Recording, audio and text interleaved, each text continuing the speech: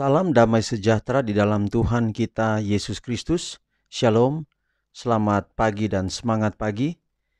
Puji Tuhan, oleh karena perlindungan Tuhan di dalam kehidupan kita, Tuhan sudah menjaga kita hingga di pagi hari ini. Dan kita sudah berada di tanggal 5 Juli tahun 2022. 5 Juli tahun 2022, dan pekabaran firman Tuhan kita di pagi hari ini dengan judul Dia mengetahui kebutuhan kita sebelum kita memintanya. Sekali lagi, Dia mengetahui kebutuhan kita sebelum kita memintanya. Dan pekabaran firman Tuhan kita pagi ini didasarkan pada Matius 6 ayat 8. Tetapi sebelum kita dengarkan firman Tuhan, mari kita tunduk kepala dan kita berdoa. Bapa kami dalam sorga, terima kasih atas kebaikan Tuhan dalam hidup kami. Penjagaan-Mu sepanjang malam kami tidur sampai kami boleh bangun pada pagi hari ini. Kami akan mendengarkan pekabaran firman Tuhan. Biarlah firman-Mu boleh menjadi berkat dalam kehidupan kami. Tuntun kami dalam mendengarkan firman-Mu, dan biarlah itu dapat menguatkan kami. Kami berdoa dalam nama Yesus Tuhan dan Juru Selamat kami. Amin. Sekali lagi saudara-saudaraku yang kekasih, pekabaran firman Tuhan kita di pagi hari ini 5 Juli 2022 dengan judul Dia mengetahui kebutuhan kita sebelum kita memintanya. Dan ayat firman Tuhan Matius 6 ayat 8, jadi janganlah kamu seperti mereka, karena Bapamu mengetahui apa yang kamu perlukan sebelum kamu minta kepadanya. Sekali lagi Matius 6 ayat 8, jadi janganlah kamu seperti mereka, karena Bapamu mengetahui apa yang kamu perlukan sebelum kamu minta kepadanya. Yesus sendiri ketika dia berada di antara manusia sering berdoa. Juru selamat kita menyamakan dirinya sendiri dengan keperluan dan kelemahan-kelemahan kita. Dengan demikian dia menjadi seorang pemohon, mencari kekuatan dari Bapanya supaya dia dapat teguh dengan kekuatan menghadapi tugas dan pencobaan.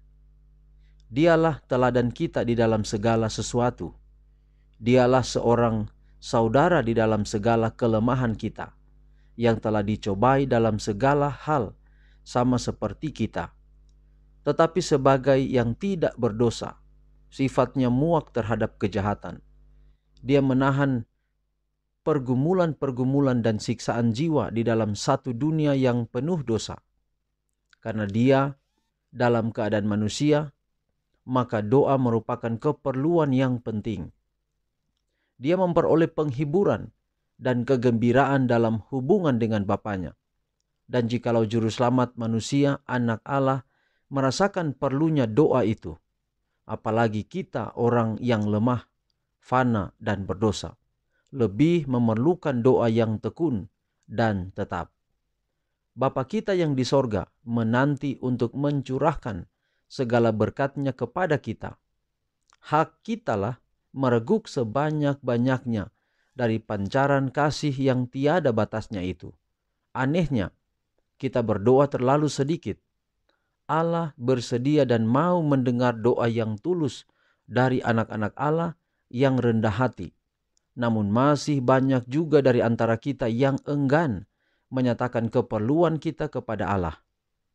Bagaimanakah anggapan-anggapan malaikat surga terhadap makhluk manusia yang lemah dan tidak berdaya, yang selalu dalam pencobaan? Bila Allah yang mempunyai kasih yang tiada batasnya rindu dan siap memberikan lebih banyak daripada yang dapat mereka minta atau pikirkan. Namun demikian, mereka itu amat sedikit berdoa dan imannya begitu kerdil. Doa adalah membuka hati kepada Allah seperti kepada seorang sahabat. Doa itu perlu bukan supaya Allah mengetahui keadaan kita sebenarnya, melainkan untuk menyanggupkan kita menerima Dia, dan bukanlah membawa Allah turun kepada kita, melainkan membawa kita naik kepadanya. Puji Tuhan saudara-saudaraku. Kenapa Matius 6 ayat 8 berkata, jangan berdoa seperti mereka. Seperti mereka itu siapa? Seperti orang munafik. Mereka mengucapkan doa itu kuat-kuat. Mereka juga mau menyampaikan doa itu seperti bahwa mereka itu adalah suci. Jadi Yesus berkata jangan berdoa seperti mereka. Doa yang munafik. Doa yang bukan datang dari ketulusan hati. Itu Matius 6 ayat 8. Itulah sebabnya di ayat 9 Yesus katakan, karena itu berdoalah demikian. Yesus mengajarkan doa yang kita kenal dengan doa Bapa kami. Dan mulai dari ayat 5 hingga ayat 7 mengulas alasan mengapa Yesus mengajarkan doa yang sempurna, yaitu doa Bapa kami. Karena Yesus sendiri ketika berada di dunia, dia tahu bagaimana membangun hubungan dengan Bapanya. Dan membangun hubungan itu hanya melalui doa. Kenapa kita bertele-tele mengucapkan sesuatu kepada Tuhan, padahal Tuhan sudah tahu? Nah, kadang kita berkata, kalau Tuhan sudah tahu, kenapa kita perlu berdoa? Doa itu, tadi di bagian akhir katakan, doa itu bukan supaya Allah turun kepada kita, tetapi supaya kita dekat kepada Allah. Jadi, doa ini sebenarnya adalah sarana. Dan ini bagian yang penting sama seperti kita pelajari pelajaran lalu terkait dengan bagaimana pohon itu harus punya akar. Kalau pohon tanpa akar, saudara, pohon itu tidak bisa hidup. Pohon itu harus punya akar. Dan kita manusia punya akar. Akar kita adalah doa salah satu. Yang lain itu adalah berpuasa. Yang lain juga itu adalah meditasi Alkitab. Dan doa ini adalah hal yang kita bangun tidak kelihatan. Itu tersembunyi. Doa itu bukan membuka hati Allah kepada kita. Tapi justru supaya hati kita, keadaan kita, kondisi kita dimampukan untuk melaluinya. Jadi kenapa kita perlu berdoa? Agar supaya kita kuat. Sementara kita berdoa, kita menjadi kuat. Maka penting untuk berdoa. Walaupun Allah sudah tahu semua permintaan kita. Tapi kenapa kita perlu datang berdoa? Itu berarti bahwa kita mau bergantung kepadanya. Kita yang tidak kuat menjalani hidup, ketika kita berdoa, kita mendapatkan kekuatan untuk tetap setia, untuk tetap kuat menghadapi setiap tantangan dalam hidup.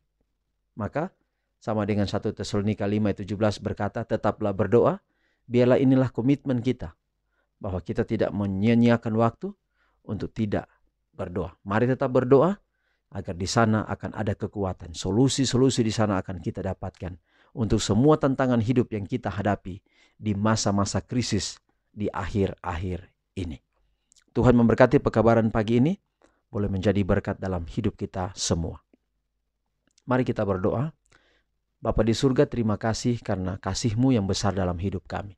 Tuhan sudah pelihara kami hingga pada saat ini. Kami bersyukur untuk pekabaran firman Tuhan. Biarlah ini dapat merubah hidup kami, menuntun kami untuk tetap setia sampai Engkau datang. Terima kasih banyak untuk semua berkat yang Kau curahkan dalam kehidupan kami. Dan kami serahkan hari ini hidup kami, bahkan hari-hari yang selanjutnya ke dalam tangan Tuhan. Kiranya kami memastikan kami berjalan tidak sendiri, tapi kami berjalan bersama dengan Tuhan. Kami sudah berdoa dalam nama Yesus Tuhan dan Juru Selamat kami. Amin. Saudaraku yang kekasih, terima kasih, puji Tuhan. Demikian pekabaran firman Tuhan hari ini. Kiranya Allah memberkati kita semua dengan berkat-berkat-Nya yang limpah dalam kehidupan kita. Sampai jumpa besok. Shalom.